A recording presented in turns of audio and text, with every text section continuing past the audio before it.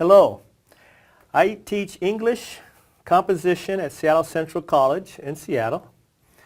And I like to show my students, I want to empower them and show them effective writing patterns. This pattern I'm going to introduce to you today is it's a tricky pattern. It's a high-level pattern. Typically, I tell my students when they get to university, everything they read and everything they write will probably be in this pattern. In fact, this pattern will give the students more control and power over their own interests. I call this pattern the pyramid pattern. The reason I call it the pyramid pattern because I encourage my students to first create a visual, and the visual will look like this, a pyramid. It's kind of funny when I tell my students this pattern and I have it in my syllabus, they immediately Google it and all they get is something in Egypt, because this is something I developed as a visual. So this is a 5-point pattern. Let me lay down the number over here and then I'll show you how this visual really works. It's a 5-point pattern. Number 1 is I want to present. Now here they have a choice. Three things. I can present a phenomena, event, or trend. So let's say we're going to present a trend. So they have to control whether they're going to look at event, phenomena, or trend. Number 2, now they have to argue for the drivers. Drivers that would drive this trend. Number 3, they have to argue for consequences or long-term effects. Number 4, this is the counter-argument section. And I call it, this is a little tricky for them to first get, but then after they get it, they have it forever. And number 5, the call to action. Let me show you how this pattern works for complex topics. So let's take, you can take anything. Let's take mass incarceration as an example. So using this visual, I'll present the trend here. So the operative verb is to present. So I just simply want to present. Typically I'll use two statistics and maybe a brief description or definition. So this is what I do here. Some stats and maybe a description. So, for example, you have statistics like to show the trend, increase or decrease over time. So it started in the 1970s. The United States had 350,000 incarcerated. And now as of 2015, it's 2.2 million and growing. So that statistic establishes the trend.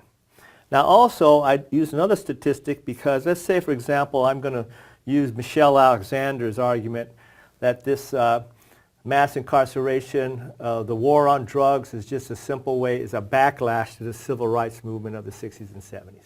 And I'll show you how that works. So the second statistic will be the percentage of minorities incarcerated. And it's approximately 60% or higher. Quite a significant statistic. That's my number 1.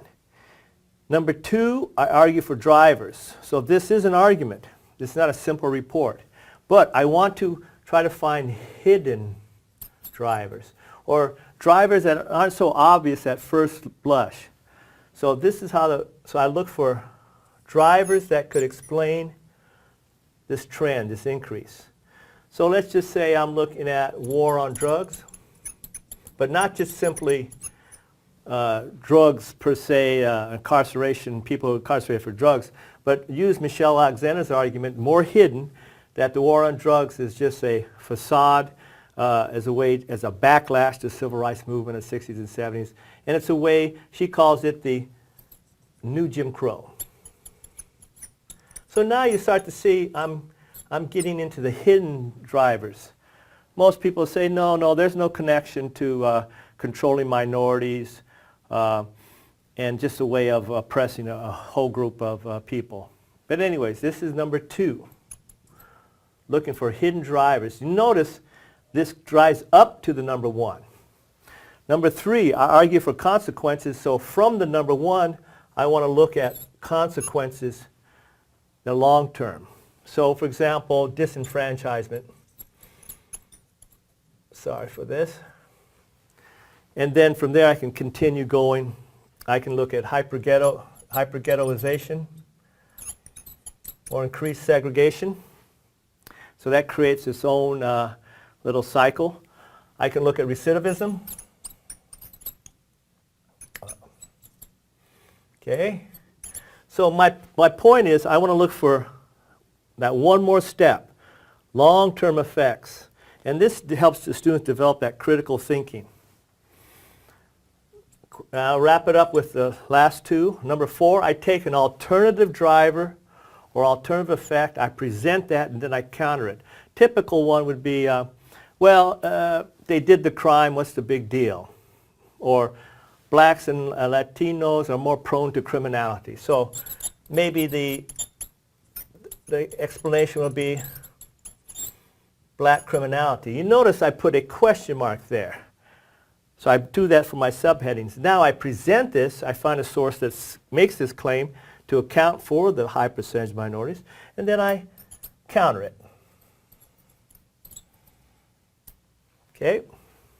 The last part is number 5, the call to action. So now this is quite substantial. I can say we should abolish mandatory minimums. We should have more support for people incarcerated. Because once they're disenfranchised, they're stripped of many rights, hundreds of them. Most obvious one is voting rights. So I say restore voting rights. You see? So now I have all sources, and this is where this paper is quite substantial in saying this is what we need to do now. So this is it's a 5-point pattern. I call it the pyramid pattern. Many people will call it speculative pattern based on causes and effects. But you notice this driver, this cause, does not connect to this effect and vice versa. See, there's no relationship here. If I see a relationship where there's a cause and effect, before I lose control, I call it a cycle, and then I decide where to put it. So I can put cycle of recidivism here, because I'm in control. I show that cause and effect relationship. Because typically, this is why this pattern is so slippery, is most people want to go from the driver or the cause right to the effect. And you don't want to do that. You're just arguing that these are the drivers that explain this event, trend, or phenomena. And from this event, trend, or phenomena, this is the long-term effects. Thank you.